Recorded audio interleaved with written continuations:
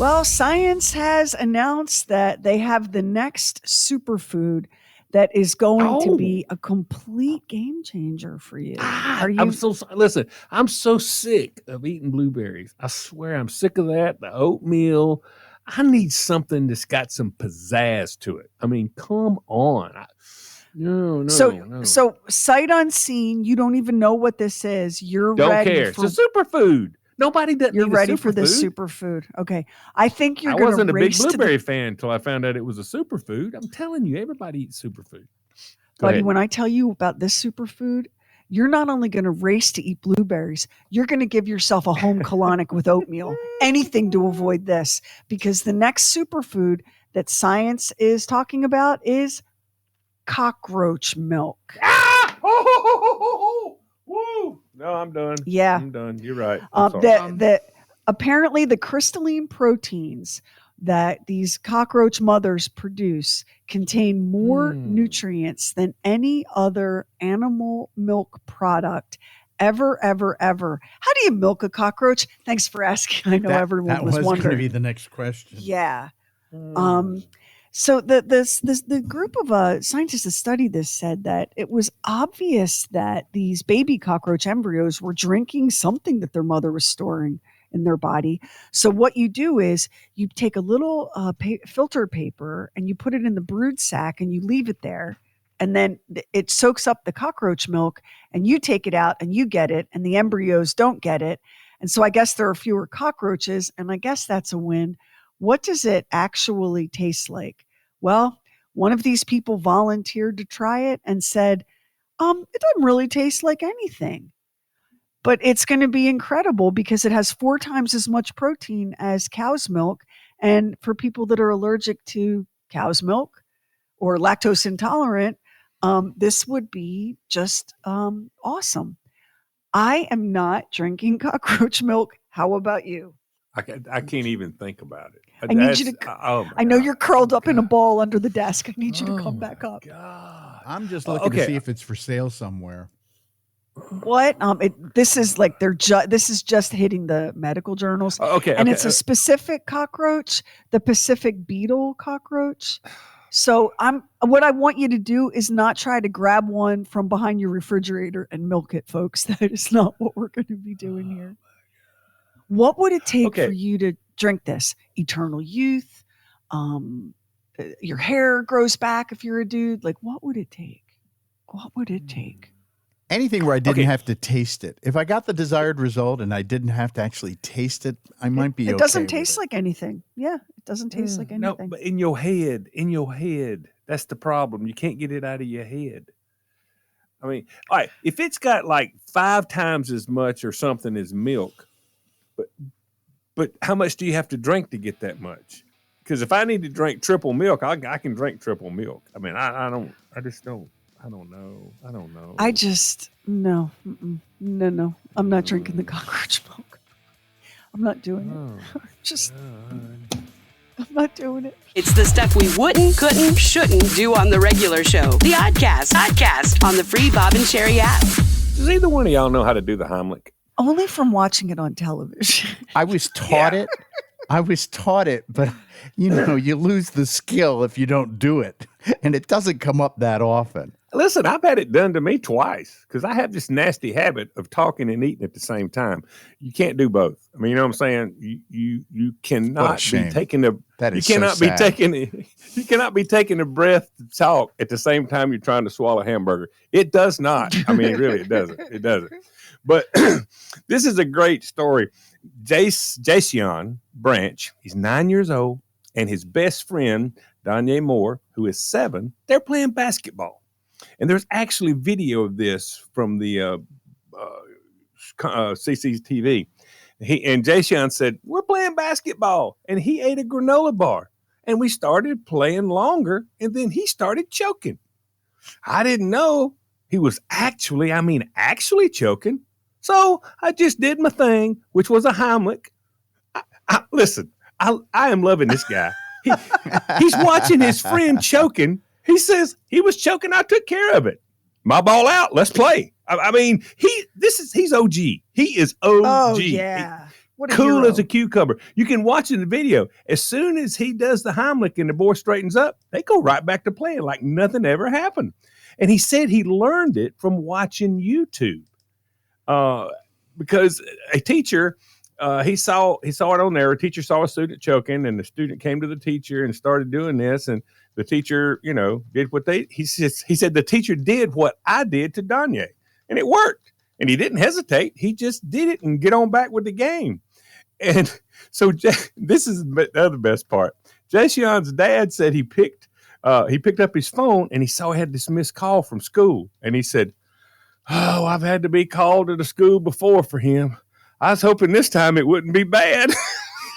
but I had a voicemail and it told me it was all good news. And I want to hear about the other calls he got. That's what I want to know. Because like I said, Jaysean is OG. He is a gangster from the get.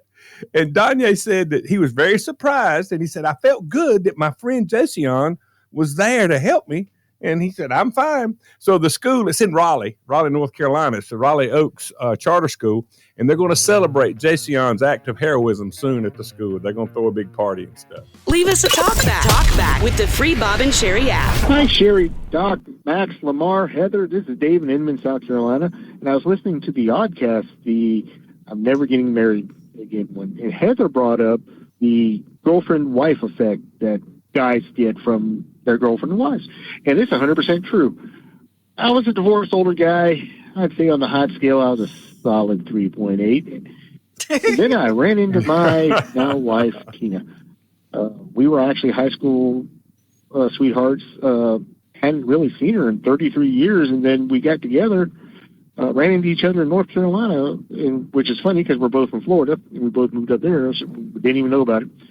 And started dating again, and things were amazing. And now we've been married now for a couple of years. And Sheri, you were a part of that because I was able to get an autographed copy of Cooking with Cats. Cooked her dinner. She said yes, so yay me. And anyhow, with her, the stress levels in my life went down. I was happy. I'm enjoying life. I'm with a woman I absolutely adore and love, and she does the same to me. And the effects on my health just from that didn't change eating habits, didn't really do anything like that. My weight dropped by 40 pounds almost. My hair stopped thinning. And now I'd have to say on the old hotness scale, I went from a 3.8 up to a solid 4.6. Yep, that's right. The girlfriend-wife effect is true. Love y'all's show. Hope you have a great day. Bye. I love that, Dave. I'm so happy for you. And you cracked me up with a solid 3.8. I love your modesty. There's a ton of data that shows that men are happier and healthier in marriages, that they live longer and have better quality of life. And that's because I think that y'all need a little bit of looking after. Now, the opposite is true for women, which means y'all need to step up your game. Now, Lamar, you don't need to you don't need to worry about. I think your game is pretty solid where looking after your woman's concerned. We hope. I feel like she'd let you know if there was any kind of trouble. Pretty sure. But She's the with other me in thing shape, for sure. The other thing that Dave brings up is the power of a peaceful and happy life on your physical and mental well-being. Don't you see that? Like when you're stressed out, think about when you've had a job that's been really difficult and you wake up every day dreading going in. You can't wait for the day to be over. The weekend flies by. The time drags from clock in to clock out, and you start looking and feeling bad. I mean, haven't we all been there? And that's just with a job, never mind like an unhappy relationship. No, haven't we that would all be horrible. been there? That would be horrible. Yeah. I've been fortunate that I haven't had that in a long, long time. I mean, seriously. If things aren't going right in my life, I go, well, at least I got that. And I don't mean just having the job, but I mean doing work that I enjoy and people I enjoy working with. Yeah. We're very fortunate. most of the time. We're lucky that way. And we have something that most people in our business don't have. And that is we don't dread Tuesdays and Thursdays because those are firing days. Mm-hmm. We don't have to dread those days because we're not going to. Some clown in middle management isn't going to fly into town to fire us. And that's just not true for a lot of people who do what we do. And I think that's just not true in general for a lot of people. So, yeah, good for you, Dave. Good for you. You're happy. You jumped from what did he say, a 3.8 to a 6? 4.6. That's a solid move up. 4.6. That's a solid move up. You know, Yeah. Solid move up. progress. I think he's being modest. I think he started out higher and probably jumped higher because you can tell when people are happy, don't they just radiate? Yes. And there's a magnetic quality. Yeah. If you're miserable, at least tell your face to fake it. It's Bob and Sheri, the podcast. Hi, Sheri, Lamar, Max, Doc, and the rest of the gang. I wanted to share my mom's best friend passed away, and she had some unique funeral plans of her own. And she was cremated, and she wanted, at her memorial service, she had a chocolate bar set up, and stories were told of funny times with her. But the best thing that I loved was she had her ashes divided into little jars so that everyone could take a piece of her home with them. And I love that. What a wonderful idea. I love that too. The only thing that would stop me from doing that is I know people who would throw it away, and I wouldn't want Mima to get thrown away. Yeah, it's true. You know, It's true. like I'm not going to name names, but I know some too. people who would throw that away, I know who you're talking about. Yeah. and that would be upsetting. So here's what I would do instead. Yeah. I would make the little jars available, and you could take one if you wanted one. But I wouldn't hand them out because I would not. And if I just happened to glance out the front door of the funeral home, oh, thank you so much, or the church, thank you so much for coming. Thank you so much for coming. And I hear clink, and we both know who I'm talking about, throwing it in the trash before he even gets into the car.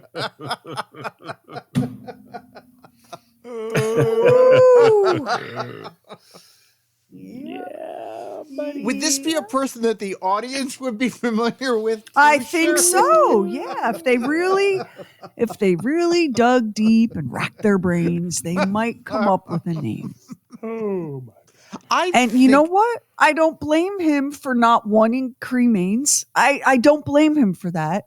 But when you give it to him, you have to understand he's going to throw your pawpaw away. When I first heard this, I thought it was a great idea. And then I thought about it and I went, so, okay, fine. That's kind of cool. You kind of get, and then what do you do with it? You save it and put it on the shelf and people go, what's that? And you go, oh, that's. When I approached Carla with this idea about the ambulance for when I died, she goes, who's going to want that? I'm like, what are you talking about? Who wouldn't want that? Maybe I'm wrong. I don't know. Remember the people that made wind chimes out of the ashes? They would form it into wind chimes. Yeah, and like diamonds, little gemstones. Here's what I'm concerned about, Lamar. I'll take a jar of you home, absolutely.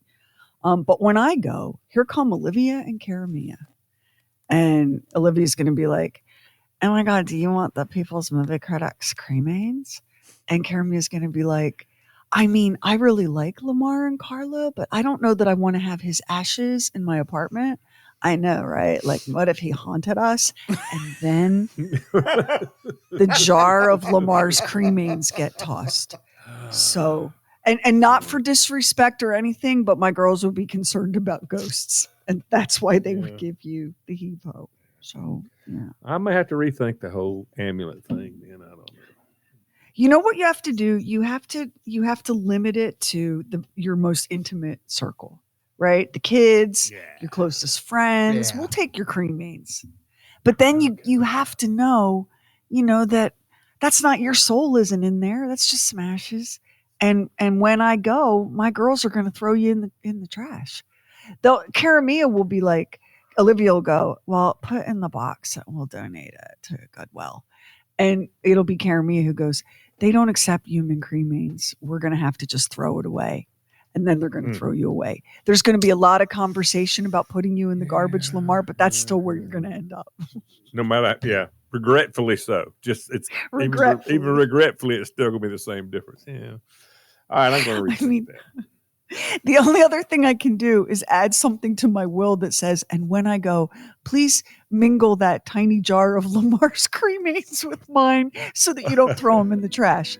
That's a lot to ask of my kids. Yeah, When it they're is. grieving It and is. exhausted. Yeah.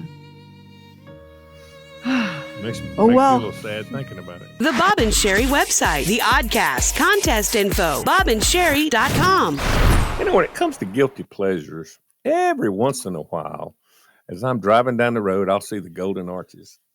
And my go-to there now is the fish sandwich, the best fish sandwich anybody's ever made. It's awesome fish sandwich, and they got the great fries. But every once in a while, I get a hankering for a Big Mac because I like a Big Mac. In fact, I will order a quarter pounder with Big Mac sauce. Really pisses everybody off, but they go ahead and make it anyway. And it's awesome. I mean, it really is. But I don't know anybody that loves them as much as this guy does. This is surely, he has got to be this guy, Donald up in Wisconsin. He's got to be the guy. He has ate 35,000 Big Macs. In how over how much time? 35,000. Now, he didn't eat. He waited to eat his very 35,000th. I can't even say the word. One at the Fond du Lac, Wisconsin town that he lives in, and he ate it there. And he signed autographs, and he's handing out all kinds of coupons, and they do commemorative pins and all this. This is how it works. He eats 2 Big Macs a day. He averages 14 Big Macs a week. To make sure he hit the 35,000 on the nose, he limited himself to just 1 Big Mac per day for 3 days prior to the event so he could be correct. Now, he started this back in 1972. He got his first car, he pulls up at McDonald's, and he goes in and gets a Big Mac. And he got 3 to start with. He bought 3, okay? He got in the car, he ate them, and in that moment, he said to himself, I'm going to probably eat these for the rest of my life. And he threw the cartons in the back of the seat and started counting them from day one.